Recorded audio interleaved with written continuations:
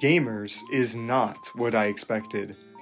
With a title like Gamers, I expected the show to be a shonen-esque competitive video game anime. Instead, the viewer is treated to a slice-of-life rom-com, where the cast's inability to communicate and some unlucky coincidences drive the conflict and comedy of the show. Overall, I think the anime was just okay, and I don't have a very strong opinion about it as a whole. But it does do something with its last episode that I think is pretty unique and incredibly clever. The show ends with a DLC episode. The plot was completely wrapped up in episode prior, leaving nothing but filler for the final episode.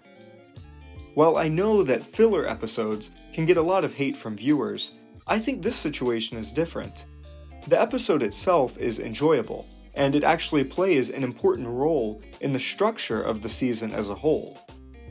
So, without further ado, let's see my reasons for defending this filler episode and analyze why episode 12 of Gamers is meta genius.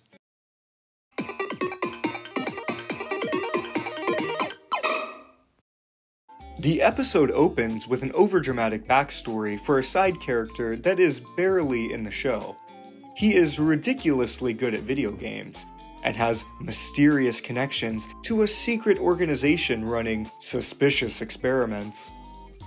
This stereotypical shonen backstory comes complete with a tsundere girlfriend, that also just so happens to be his adopted sister. What makes this opening so smart is not only that it calls back to their rejection of this style of show in episode 1, it further pokes fun at those over-the-top anime by letting the viewer know that all of that super exciting stuff was happening in this world too. The show just chose to ignore it. Moving past the opening, which had nothing to do with the actual plot of the episode, we follow the gaming club as they go on an onsen retreat. The main thrust of this episode begins when Aguri asks why gamers spend so much money on games. What follows almost sounds like a real-life podcast, as the characters do their best to explain to her what video games mean to them. The dialogue is also pretty entertaining throughout this episode, with some real gems, like this one. Young people are adrift in a sea of postmodern dread. Sure, they're long, but without games to act as a life raft for those born after the death of truth, there's nothing left to hold the soul-crushing ennui at bay. He's home! Aguri continues to drive the plot of this episode by asking questions about gaming culture.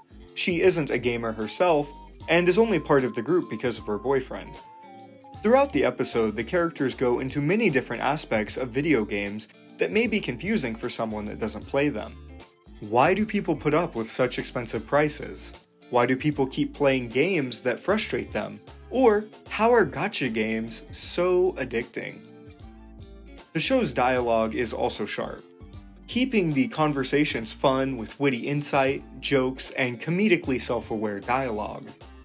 Not every piece of DLC is inherently bad. Aren't you glad when a show you like comes out with a bonus episode? Just a little something after the plot wraps up? Yeah. Nothing like justifying your anime's bonus episode like an in-universe conversation touting the joys of watching a bonus episode. One of my favorite scenes from this episode is when the group begins to discuss spending money on DLC and in-game clothes. The group does their best to help Aguri see things from a gamer's perspective by explaining she would be willing to pay money to see her boyfriend in cute new outfits. Even though her boyfriend is real and video game characters are not, the gamers point out that the relationship that the gamer has with video game characters is real. For example, if someone released my Luxray from Pokemon Diamond as a kid, I would have felt as if I lost a real-life pet. Thinking about it that way, it becomes easier to understand why people are willing to pay a little bit extra for in-game outfits. Speaking of new outfits, or, as you will soon see, the lack of any, the transitions in this episode are also top-notch. What would you ask for as DLC, Tosku? In a perfect world, all the girls would get Higher difficulty! That's what I want a dev team to give me for DLC! Whoa. That's enough of that. For obvious reasons, I am not going to be showing all of the fan service from the onsen scene. So, while I talk about it, please enjoy this video of a different onsen instead. I guarantee that it will be just as steamy. The DLC conversation continues in the onsen, where the girls talk about DLC that they would want, like extra difficult challenges, or giving the characters alternate endings. The juxtaposition of the obvious fan service, which is a staple of purchasable content, with the girls' focus on the more wholesome side of DLC is quite funny, and it keeps things on a light note before heading into the final scene, which acts as a nice send-off to the series. In it, Keita recounts his experience falling in love with video games, and explains that even though they can be frustrating or expensive at times, they provide a unique experience for the player that they can't find in books or movies. If you are a game lover, it's a pretty sweet, relatable moment, and serves as a satisfying end to the episode.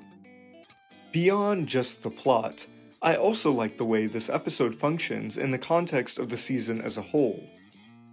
No one likes a plot that's stretched too thin, and while all of the awkward miscommunication that is the bread and butter of this anime was quirky and entertaining at first, near the end of the season, I was slamming my head into my desk every time a character did something stupid.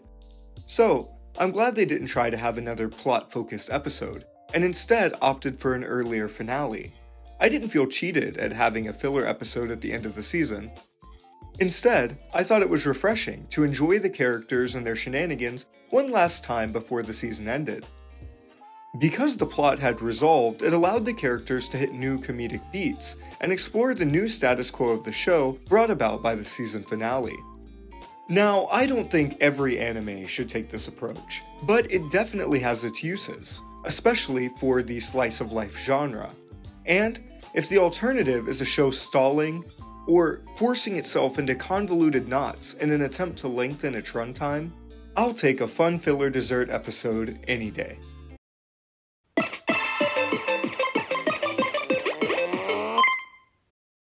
So far, this is the first time I have ever seen an anime have a DLC episode. However, I don't have the largest anime background, so if you know of any other shows that do this, please let me know in the comments. I also want to know what you think. Should filler be avoided at all costs, or can it have its uses? Lastly, thank you so much for watching. Please remember to like the video and subscribe for more if you enjoyed. I want to do more video essays about movies and anime in the future, so your support and feedback are greatly appreciated.